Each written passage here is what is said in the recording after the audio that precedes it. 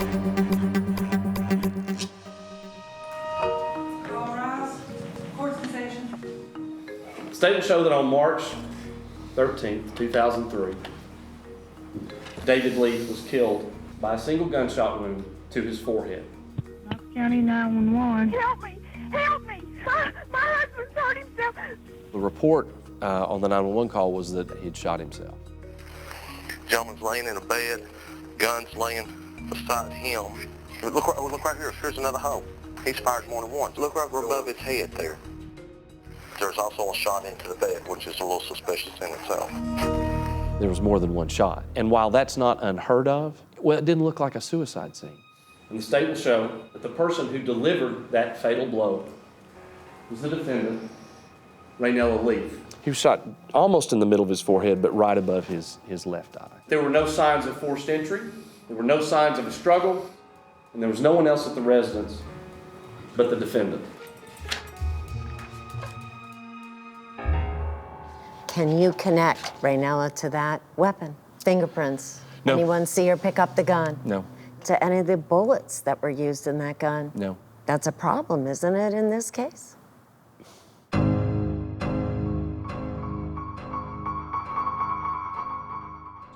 Everything good about this woman was twisted. Everything good about this woman was turned around to be evil. There's not any real evidence to suggest a homicide. And if I were to pull the trigger in this direction, I could strike myself, the left eyebrow. Am I right? Yes, you could. There was only one person who wanted to harm David, and at that point it was David. He was acting suicidal. And he makes his decision, and he takes aim. He's a great lawyer. He's super prepared, fantastic lawyer, fantastic. He's a bad actor. I just tried to focus on the evidence and where that was leading me. It was hard for me to determine You'll tell me if that's approximately 1 foot. where we were going with certain things and trying to piece those things together. Inside each line is an individual stain. But you're not making a decision just by yourself, you're making a decision as a group. This is a decision never to be taken lightly, and I assure you that this court takes this responsibility very seriously. As a senior judge, most every case that I try is somewhat controversial. Now, in this case, it's kind of simple. If it was a homicide, did the evidence show that Raynella Leaf committed the homicide? Ladies and gentlemen of the jury, I really could not believe what he was saying as he said it. You're not quite sure if this is really where this is going. I personally have studied every shred of evidence or testimony just like you have. Oh, I gotta breathe. No matter where we think we're going here, that can't be how this ends.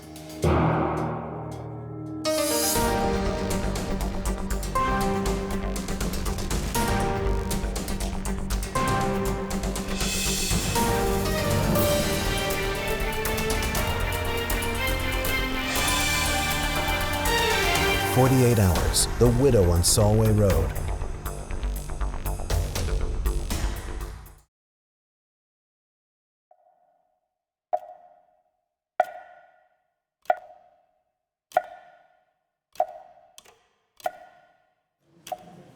Pledge allegiance to the flag of the United States of America and to the republic for which it stands, one nation, under God, indivisible, with liberty and justice for all. Inside this courthouse in Knoxville, Tennessee. Let the record reflect that all the jurors are in the box, and all parties are present. A real-life drama is taking place that rivals any Southern Gothic novel. I'm Josh Hedrick. We haven't met yet before, have we? No, we haven't. It's a pleasure. This is not a story that would happen in a sleepy New England town. It's too Southern. He would bring her a rose once a week, and they would go out to dinner. There is the gentility. With your permission, I'll remove my coat because I had some difficulty with it previously. and underneath that very respectable surface, it seems like everything's rotting to the core. Unless you really know what's inside somebody's mind. If I were to then place it here, You don't really know why they do what they do you? Best-selling author Diane Fanning has written about this case and the players. This is something that a fiction writer would write about. give us your name, please, ma'am. Raynella Leith.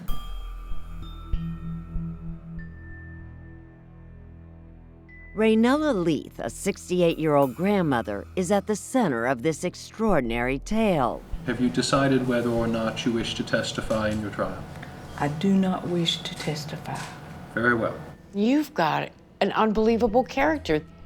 There were people she knew in college who said, well, she was great, she was a lot of fun, as long as you didn't cross her. And ever since 2003, the former nurse has been the prime suspect in the death of her second husband, David Leith. Help me! Help me! My husband's hurt himself! It was Raynella's 911 call on the morning of March 13, 2003, that sent police rushing to the Leith home. This is Detective Moyers for the Sheriff's Department. We're out on a possible suicide, gunshot wound. These are audio and video recordings made by police at the scene. No signs of nose or anything laying around anywhere. Listen to investigators as they begin wondering about that death called in as a suicide. The gun's laying next to his left hand, which is curled underneath him. We got 3 fired rounds. What I have a problem with is one is where the round's at and the way he's laying. I'm not saying it stinks, I'm just saying it's strange. Detectives wanted to establish where Raynella had been all morning, and she agreed to talk, the only time she's spoken on the record. She remembers watching television with her husband David that morning before leaving his breakfast on the nightstand. He kissed me goodbye, and he said, if I'm not here when you get back, I'll be at the Y. I said, okay. It was close to 9:30, she says, when she headed to the hospital to visit her mother-in-law. Just call 4th floor. They can tell you better than I can. When she arrived home shortly after 11, she found her husband laying in a bloody bed with a gunshot to his head. I could tell something was wrong when I looked at him. I mean, I've worked in the emergency room before. I know. Where did he keep his gun at? I don't know where that gun is from. I've never seen that gun in my whole life. The gun was believed to have belonged to David's parents. David's sudden death left Raynella a grieving widow for the second time. Her first husband, Ed Dossett, had died 11 years earlier. Raynella and Ed met at East Tennessee State University, where she was on the rifle team and studying to be a nurse. He planned to go to law school. What drew those two together? Raynella was such a confident woman. She had presence. And I think that Ed was really drawn to that. They married and moved to Ed's 165-acre family farm in the tight-knit community of Solway, just outside Knoxville, where they raised cattle and 3 children, Maggie, Eddie Jr., and Katie. Raynella was extremely protective of her children. They became the power couple in town when Ed was elected Knox County District Attorney General. Raynella was director of nursing at Park West Hospital. But their lives took a tragic turn when at the age of 43, Ed was diagnosed with terminal cancer.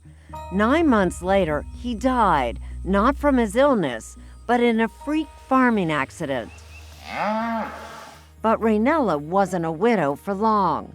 6 months later, she shocked friends and family when she remarried. David Leith was a local barber and Ed Dossett's best friend and neighbor. She fix his food and start his car in the morning, and she just treated him like a king. David's daughter, Cindy Wilkerson, and his cousin Beth Roberts say the whirlwind romance was all the talk in Solway. What do you think he saw in Raynella? She's charming.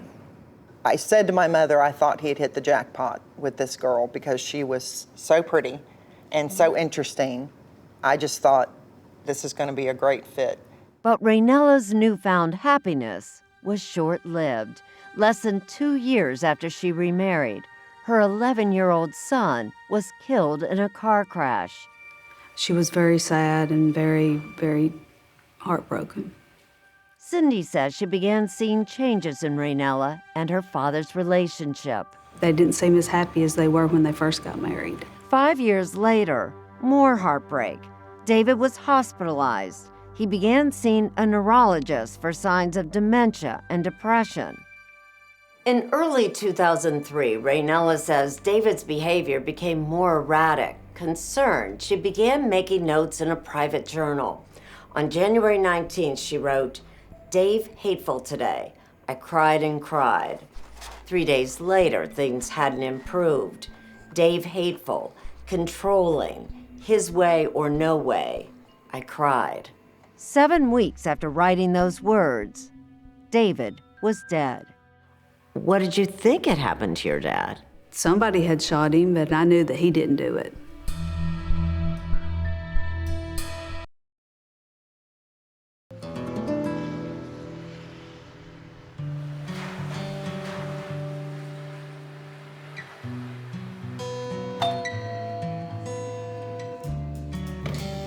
Do you miss your dad? Every day. Every haircut, every styling in the middle chair at this Knoxville barbershop reminds Cindy Wilkerson of her father, David Leith. It's the same chair he used for 39 years. My dad was fun, loving, caring, and it's a joy to use the same chair he did. Cindy inherited the chair in 2000 when her father suddenly retired at the age of 54. What he kept secret were all those visits to the neurologist. If he was suicidal over dementia, Cindy never saw it. When Raynella said, "Your dad committed suicide," did you initially think, well, maybe he did, but it's just hard to believe? No, I never did think that. My dad was scared to death of guns, and I knew that he couldn't have done that. And Cindy questioned why her right-handed father would have used his left hand to shoot himself above his left eye. He was totally blind out of that eye. As her doubts soared, so did her suspicions about her stepmother's role. And she wasn't alone. Within 24 hours, Dr. Darinka Malusnik, the Knox County medical examiner, discounted Raynella's claim of suicide and ruled David Leith's death a homicide. Raynella became the focus of attention. It was clear to David's family what should happen next. Investigation, indictment, trial. But it doesn't. No, not even close. Remember, Raynella was the widow of a district attorney general. Crime writer and 48 Hours consultant Diane Fanning says that was the problem. Almost everybody working in that office either worked with Ed, or knew Raynella. There was a conflict of interest. Finding an outside prosecutor to take the Leith case dragged on. Making things more difficult, no one could figure out the motive. Murder doesn't always make sense. Cindy was becoming more and more frustrated. She wanted something to be done about her father's murder. With the criminal case stalled, in March 2006, Cindy filed a civil suit against Raynella to stop her from inheriting David's estate. Prosecutors took notice. 3.5 years after David Leith's death, Raynella was charged with his murder. And that's when old suspicions surfaced about the death of her first husband. Ed Dossett had been found in a field in July 1992, surrounded by his cattle. He had apparently been trampled to death. Did anyone wonder about how Ed Dossett died? Yes. The reports were an agricultural accident, but some folks in the community had a problem with that scenario. Ed grew up on a farm. For him to have been trampled by his own cattle, that just didn't make sense. What's more, folks wondered how Ed, weak with cancer and heavily medicated, even managed to get all the way from his house to the cattle. He died in a way that almost sounded like something you'd hear on a soap opera. Diane Fanning says there had been a theory going around Solway that Dossett's death was actually about insurance. Raynella and the kids would get a bigger payout if it was an accident instead of cancer. It might have even been Ed Dossett's idea himself, couldn't it have been? It could have been Ed Dossett's idea, and that's what stopped some of the other people from wanting to pursue it. Because if Ed knew he was about to die, but he wanted his family to be more secure financially, he might have said, take me out there. Let the cows tromp on me. Nearly a year after Raynella was charged with David Lee's murder, the same medical examiner who ruled that death a homicide reviewed Ed Dossett's file. Dr. Malusnik determined it wasn't cattle that killed him, it was a morphine overdose. It was a huge story. The widow of a district attorney general was now charged with murdering 2 husbands. Raynella was now being described as a black widow. Even though she had never gone to trial on any death. No, it was just suspicions were gathering around her. Which is why Diane Fanning called her book Her Deadly Web. Is it possible that Raynella Leith is just a very unlucky woman? Yeah, but coincidence makes me itchy. Prosecutors decided to try her for David Leith's murder first. In 2009, 6 years after his death, Raynella finally went on trial. But it turns out that was only the beginning. The jury deadlocked. 11-1. 11-1 to convict. The judge was forced to declare a mistrial. It was here in Knox County, so it wasn't shocking to me. A year later, Raynella was back in court for trial number 2. The case was the same, but this time jurors were unanimous. Raynella was convicted of first-degree murder and sentenced to life in prison. I felt like justice had been served, and I was happy. So were prosecutors. With Raynella behind bars, they dropped the murder charges for the death of her first husband, Ed Dossett, never expecting what came next. I would describe her as lucky. Very lucky. After she served 6 years, Raynella's conviction was tossed out. The reason? The trial judge had been seriously impaired with a drug addiction and was kicked off the bench. What was your reaction when you heard the verdict had been overturned? I was devastated. Couldn't believe it. 14 years after the death of David Leith. Call the jury in, please. It's now trial number 3. Statements show that on March. And prosecutor Steve Crump's turn to try Raynella Leith. Is there a way to describe this case? I'm snake bit, because what can go wrong will go wrong.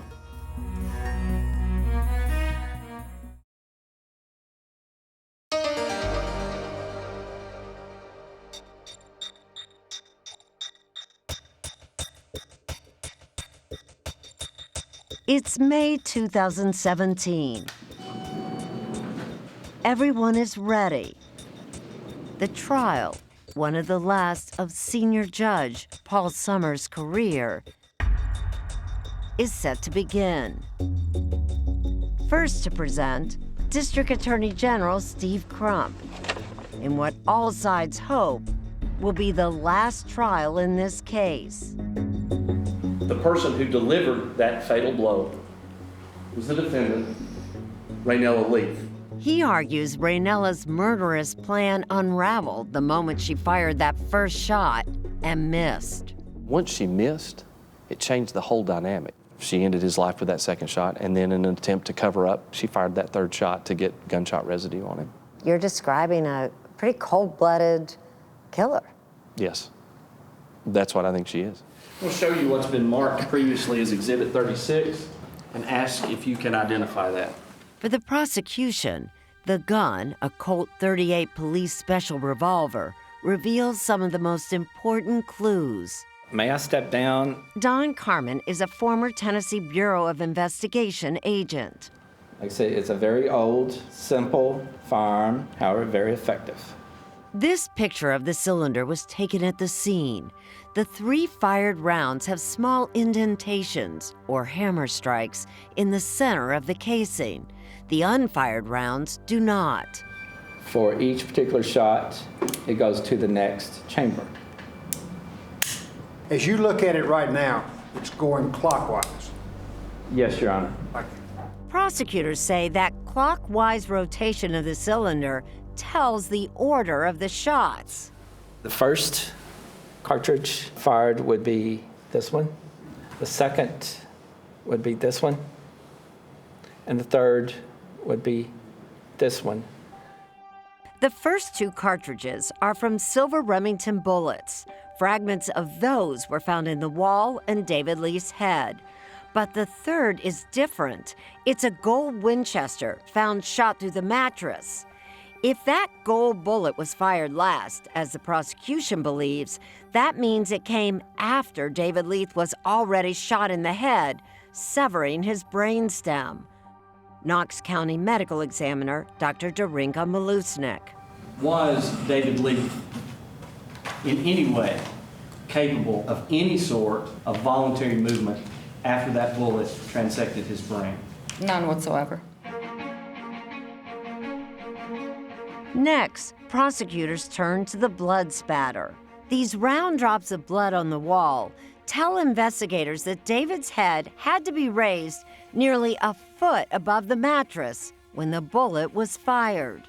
The only way that all of this works together is that if Raynella Leith is standing at the side of the bed and she misses with that first shot, and we know that the first shot was the one that went into the headboard, he raises up, the second shot occurs, and he falls straight back down to where he was found.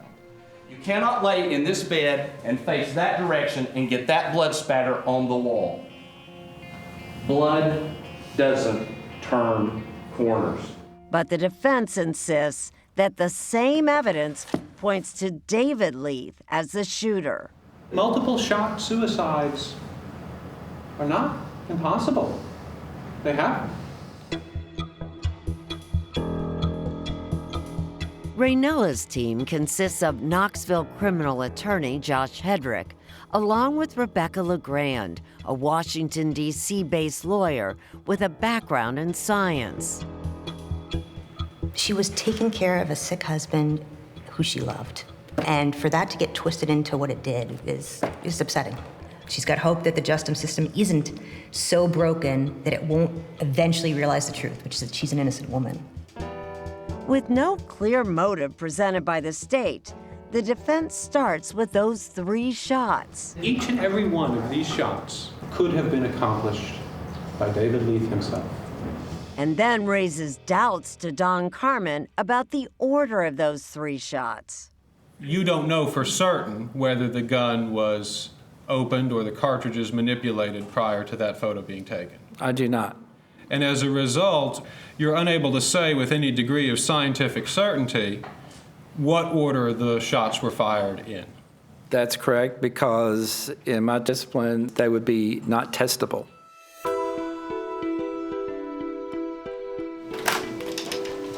But even if the prosecution's order of shots is correct, Kentucky State Medical Examiner and defense consultant Dr. Greg Davis says David Leith still could have been the shooter. I'll give it to you. It's unusual. But to say because of that, it has to be a homicide, I just can't go that far. There is a phenomenon called cadaveric spasm where a person can actually, their hands can squeeze immediately upon death. What would you have ruled this? I would have ruled this undetermined. Which is what he believes Dr. Malusnik should have done in this case. Remember, within 24 hours of David Leith's death, Dr. Malusnik called it a homicide. She had not yet seen records from his neurologist or received a complete medical history. Didn't have toxicology, didn't have ballistics, didn't have medical records. It went from, can we figure out what happened, to, can we prove this was a homicide? In a previous trial, Dr. Malusnik testified that medications found in David's system would have rendered him, and I quote, incapacitated. In other words, he would have been unable to kill himself. But in trial number 3, Dr. Malusnik did not repeat that claim. I'm glad that she reassessed and didn't try to make the same claims about toxicology at the 3rd trial, but it's 6 years too late for my client. Dr. Malusnik declined 48 Hours' request for an interview. But in Raynella's 3rd trial, she stands firm that David Leith's death was a homicide. I was very confident, and 14 years later, I'm even more so confident, yes. Dr. Davis, can you say unequivocally that she didn't kill her husband? No, I cannot. But there's not enough evidence to say she did. Right. As a forensic pathologist, at least on the evidence that I've been privy to, there's no way on earth I think she's guilty. But there is information Dr. Davis was not privy to. If anybody has any doubts as to whether David was murdered by Raynella, maybe they need to talk to Steve Walker. Well, I see a killer because she tried to kill me.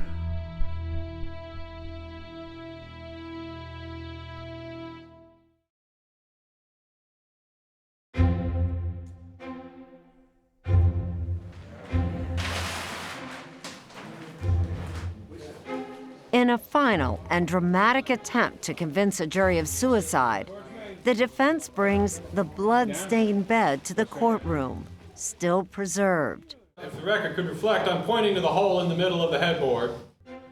Defense forensic expert Celia Hartnett I've marked the portion where shows jurors how David Leith could have fired all 3 shots. If I were to lie in bed and I were to aim at my head and pull the trigger and miss high and create this. Yes. And then, frustrated that I've missed, sat up and pulled the trigger. It would enter my head here. Yes.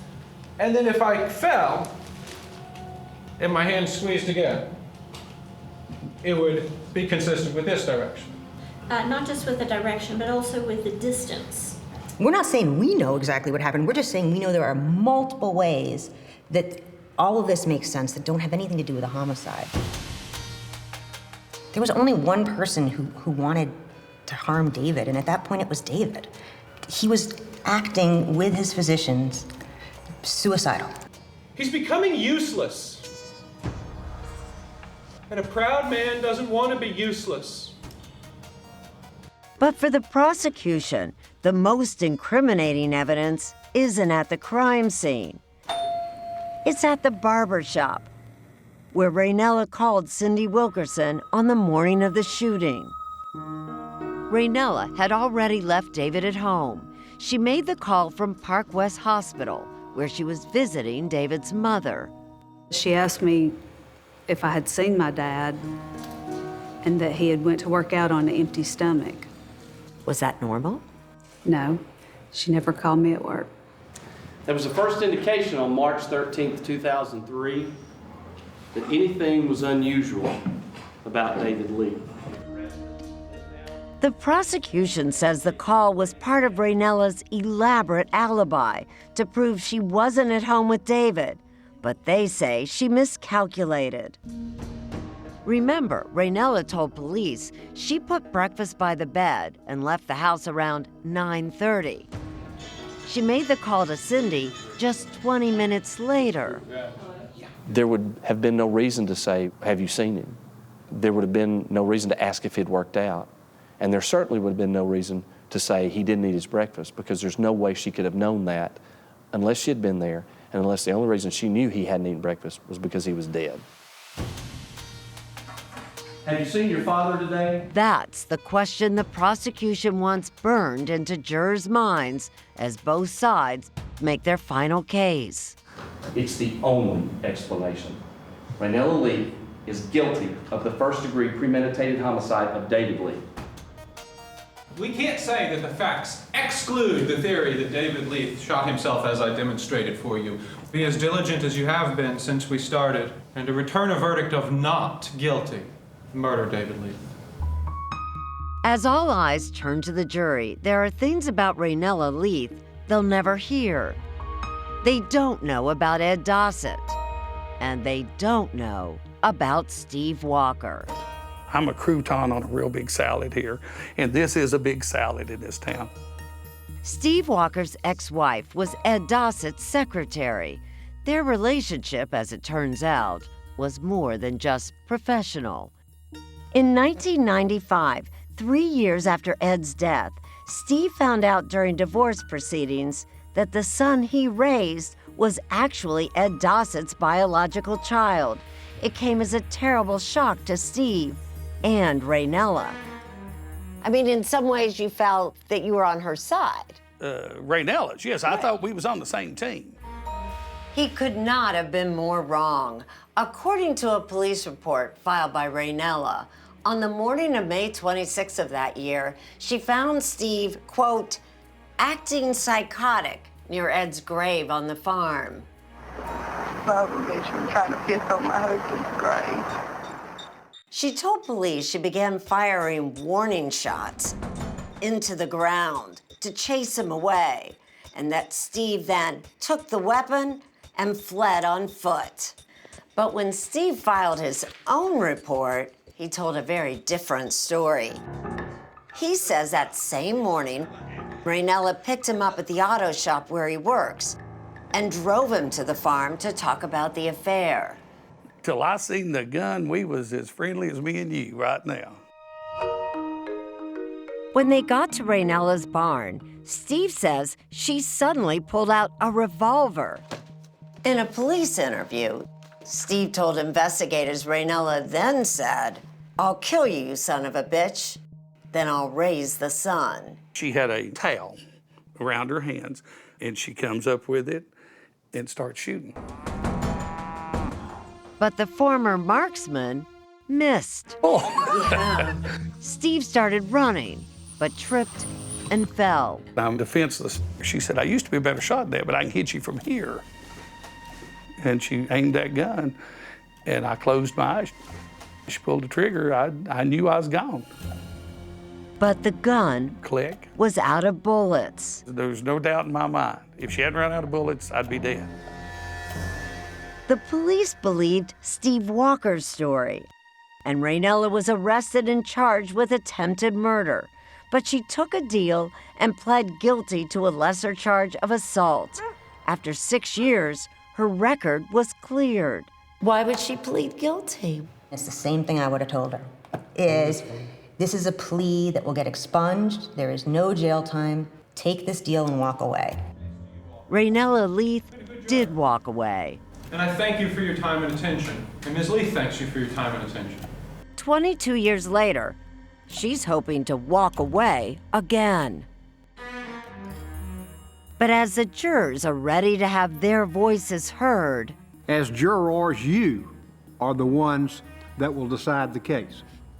something happens that no one sees coming. If you can picture like a cartoon, you know, of someone's jaw hitting the floor. Thank you.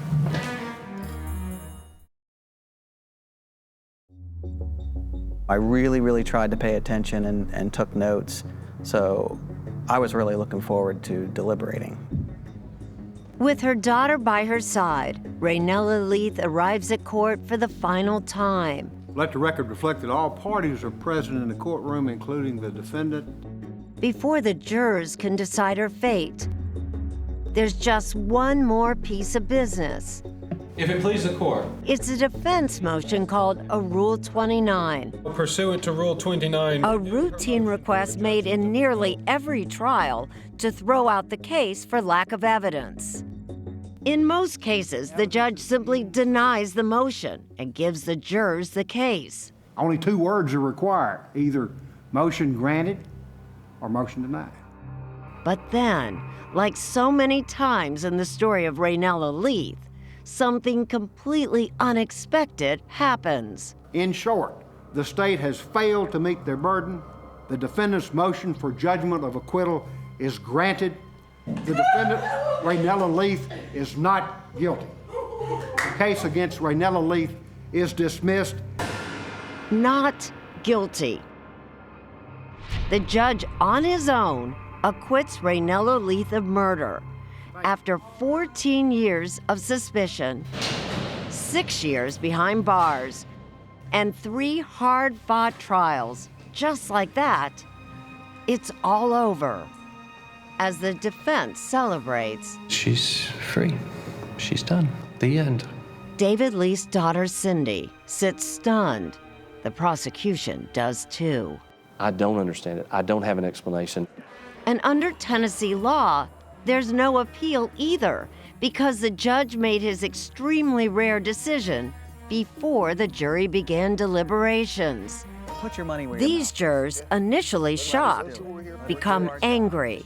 We were just used. I mean, they just used us as set pieces pretty much. If Judge Summers was so convinced that he was right about the evidence, why not let us deliberate it? And how do you explain that? I can't. Only Judge Summers can. So we asked Judge Summers, now retired, to make his case to 48 hours. And he agreed. Strictly based on the evidence that I heard on both sides, but particularly on the state side, if I'd have been the district attorney general, I would not have brought the case to trial. Did you choose to do this, to end this case, to finally end this case? Yes. You did? I did. When I realized the evidence was legally insufficient, I decided to end this case by doing my job and granting the motion for judgment of acquittal. Judge Summers believed that there was enough evidence for the jury to decide a homicide may have occurred, but he was convinced the prosecution didn't meet its burden to prove that Raynella Leith had the time or the opportunity to commit it. There was no gunshot residue found on her clothes or around her. She had an alibi that the state could not prove the time of death. The evidence was clearly insufficient to show that she was the perpetrator of the crime. And finally, there was no evidence to show that she was even the last person ever to see David Leith alive. If you were so sure that there wasn't enough evidence for the jury to convict her beyond a reasonable doubt, wouldn't the jury have come to the same conclusion? I was simply doing my job, not trying to pass the buck to the jury. Judges sometimes make these extraordinary decisions when they fear jurors might be swayed by emotion and not evidence. And that may have been a factor in this case. While we will never know for sure what the whole jury would have done, we have a clue. If you had gotten to vote, how would you have voted? Guilty. How would you have voted? Guilty. How would you have voted? Guilty. Do you feel Raynella Leith got away with murder? I absolutely feel she got away with murder. For William McMichael, Jesse Capps, and Michael Persicano, it was the gun that pointed to Raynella as the killer. There's no way David Leith fired that third shot. And you don't believe the defense witness who said, well, you can have this spasm after death that pulled the trigger the third time? That's fantasy. What most convinced you, Jesse? That this wasn't just a murder, but that Raynella Leith was the one who killed her husband? When Joshua Hedrick was sitting on that bed and he was twirling that cylinder on that gun, well, a burden to my family. It was just so corny. A proud man doesn't want to be a burden. It was fake. He was trying so hard. After that, I was like, all right, they're trying so hard that it's so obvious now. It wasn't just these three. They say shortly after the judge's decision, a majority of jurors gathered near the courthouse and came to the same conclusion. Admittedly, they did not deliberate, but they would have found her guilty. Does that make it worse? Yeah, I guess so in some ways. But in another sense, it tells me I did the right thing. And more importantly, our work as trial attorneys was spot on. For David Lee's family, it's little consolation. He stole that verdict from the family, from the prosecution, from the jury. It was a theft. Some in this town will always call her a black widow, but for Raynella Leith, none of that matters. Raynella, how do you feel? Do you want to talk to us? Because as she leaves courtroom number 2, How are you doing, Raynella? You guys weren't worried about her before, so leave her alone now. she walks away a free woman. Do you have anything Please to leave say? my mom alone. Did it cross your mind you might be letting a killer go free? You know, there's a difference between being not guilty and being innocent. If the state does not prove its case, they are found not guilty. It doesn't say that they're innocent. So you're not saying that Raynella Leith is innocent. You're saying not guilty. There are two entities of which I'm aware that know the answer to that question.